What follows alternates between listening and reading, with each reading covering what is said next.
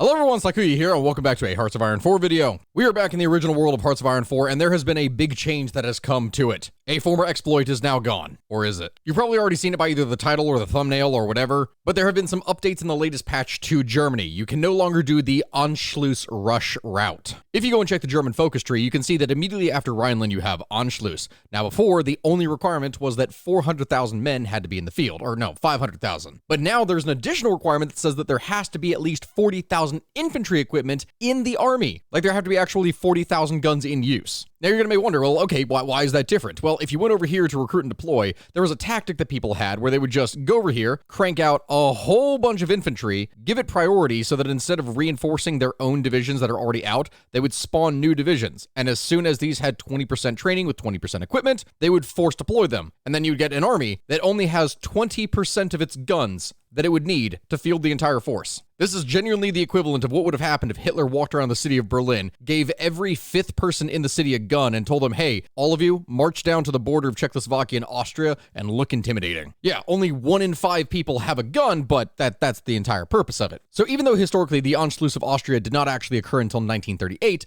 a lot of people were able to rush this by early 1936. Which gives them a lot of military factories, it gives them a lot of civilian factories. It's a tactic that people would use for single player a lot. But now that this has the requirement of guns, that should be fixed, right? Wrong. Everyone, today we're going to be using that exploit, and I'm going to show you exactly how we're going to do it. First things first, tanks. We don't need tanks. No one cares about the German tanks. That's not a thing. And we're going to switch out this basic medium aircraft to basic naval dive bombers. We're going to start recruiting as much infantry as we possibly can, go to our division, and you can see, yeah, this only requires guns, some artillery, and some support equipment. So that's all that we're going to apply right now. Put this on guns, put this on support equipment, put this on artillery, and the remaining 2 on fighters, because we will actually need some air support. At the same time, we'll need to trade away 1 thing for rubber, just to go ahead and get our production going. We do not need all this tungsten, so we will stop that. And then for civilian factories, normally the protocol is that we would start building civilian factories until at least 1937, like early 1937. No. Military factories all the way from the very beginning. This is going to be an early war, completely abusive strategy that we're going to do. Also, Rhineland, get that going. Put all these guys into a single army group. These won't matter. We don't need to really use them. And hey, let's go ahead and begin. The world is going to burn, my friends, and we are going to be the ones to do it. All right, there's the remilitarization of Rhineland. That goes ahead and gives us a whole bunch of political power. We have that. Now, the first step that we're going to do is Joseph Goebbels. Now, if we were playing the long game Silent Workhorse, maybe, but honestly, it's not necessary. You do this one, we get the additional war support and also ticking fascism, but we want to be above 50% because that means on the next 150 political power,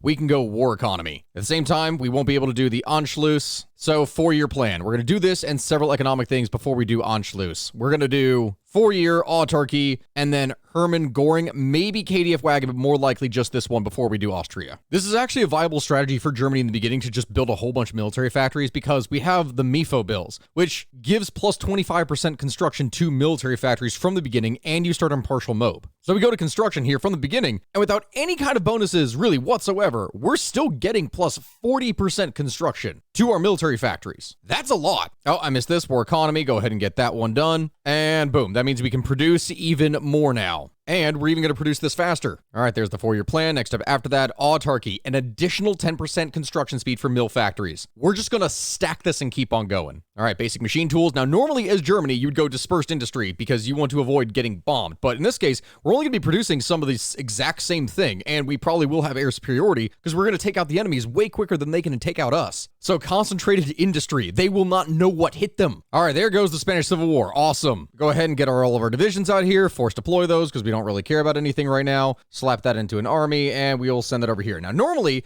you'd be sending over your very highly mobile tank divisions and everything. That's what you would be using. But we're not using tanks today, baby. So no, let's go ahead and get 3 infantry divisions, put those into an army, slap this guy on, and we're going to send volunteers, of which we can send 3. Also air volunteers. Go ahead and get that army experience and air experience going. And military staff, chief of army offense, because we are going to want attack as much as possible. All right, and let's go ahead and dominate things. Get this ticking air experience. Same time we cranked out those infantry, we'll go ahead and start another batch of 24, really as much as we can get. It doesn't matter, just just crank out as many units as possible. Actually, that's in training. We don't need all those. We can delete some of these. There we go. Crank out the next round. Get 38 more units. We have no guns whatsoever, but it's okay. We're going to build the surplus back up. It's fine. Because there is autarky next up after that. Hermann Goring. We're going to go ahead and get this one done. There are our volunteers. We're going to use this, get as much experience as we possibly can. And we're going to clean things up in here and go ahead and finish it all off. There we go. All right, there's Hermann Goring. It's October 1936. If we just go over here and what? Do we force deploy all these? I'm sure we could go ahead and get that done. And boom, we have enough manpower in the field. All right. And then after forcefully deploying it, now we can do Anschluss, 1936. Let's go ahead and get this. That's going to give us more military factories.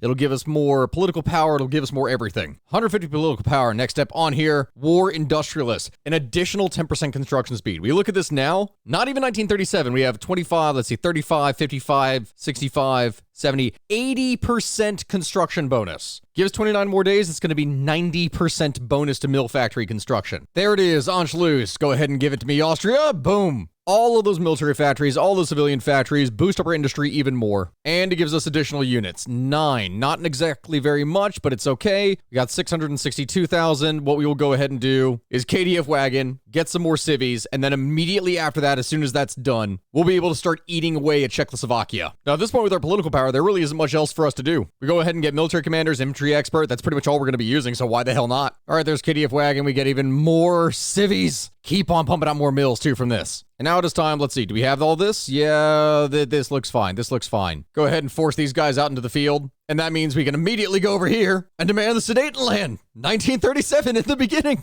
And start training those up because we do actually need to get some army experience going for them. Oh no, a uprising. I didn't see this happening. We're going to kill you too. Munich conference. That goes ahead and gives us that. Very lovely. And now we have enough stuff to immediately make a beeline down here for faded Czechoslovakia. So that's exactly what we're going to do. Also paratroopers.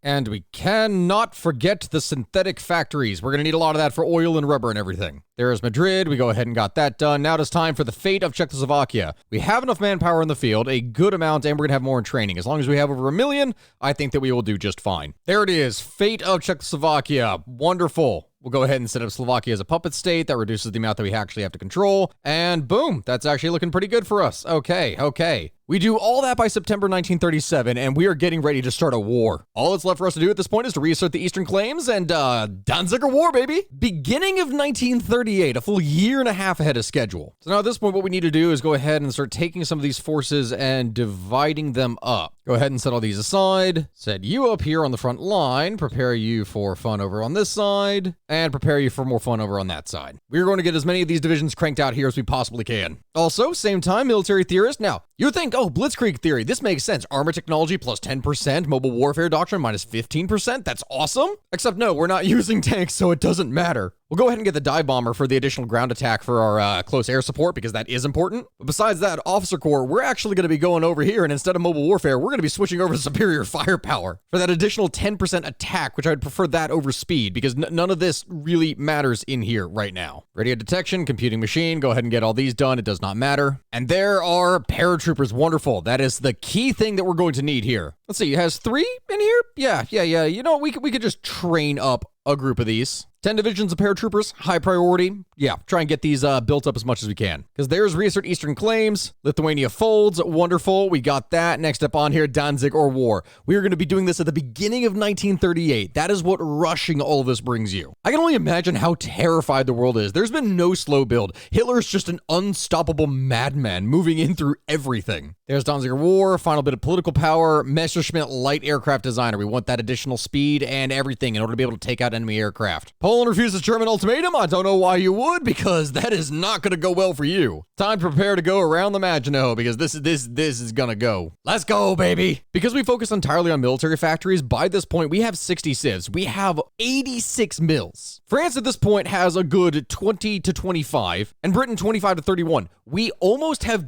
double what the Allies do at this point because we focused exclusively on mills. Poland joins the Allies. That doesn't matter. We are going to blitz right through them as much as possible. And Italy is going to go ahead and join us a little bit early. I don't think they're prepared. Historically speaking, Italy wasn't actually prepared to go to war or said that they were not going to be prepared for until at least 1941, maybe 1942. That's what they genuinely anticipated was going to happen. That's when they thought war was going to break out. Ultimately, that's not what happened. And Hitler specifically kept a secret from Mussolini his plans to attack Poland during that time. kind of funny, really. Anyway, we can just go ahead and spawn all these guys in. That is just fine. Yep, we're just gonna blitz right on through here. No big deal. No big deal at all. Not a problem. German pressure towards the Benelux, that is done. Around the Maginot is good, and we don't need to do anything else here. Extra research slot, why the hell not? There's not really much else for us to do. There's the fall of Warsaw. Poland is gone, and we don't have to split any of this with the Soviet Union because, well, it doesn't matter. Let's go. Let's go. Just break through here. Extensive conscription. We're gonna need all the manpower. Go ahead and get this going. Coal liquidization. Get no more of that. We need more resources. We need more oil. And go, my pretties. Murder and destroy. There really is nothing that the enemy can do in this situation to stop us. Like France, without an extra year to prepare, just has nothing. They don't have any equipment. They don't have anything to resist us with. And they're done. Establish Vichy France. That's now awesome and done. Perfect. Which means I can just go ahead and secure some rubber from them, and boom, there we go. Those issues are now completely fixed. And now we just go ahead and use all those naval bombers that we were building to just wreck the entire Dutch, French, and British fleet of whatever is left. Like, what are they going to do? Not defend the ports? They have to. There we go. Move all of our paratroopers that we've been building in here just so that we don't even have to worry about any of this stuff because we have domination over on this side. And yeah, let's just go for it. And now for the most broken part about this entire thing. Go, my pretties. Go. Well, we get it. We get the port. We got the port. All right. All right, now quick, send our entire navy in here. We have dominance. Quick, send these forces over and prepare. Come on, they're sending in the navy, but they're not going to make it. We got it.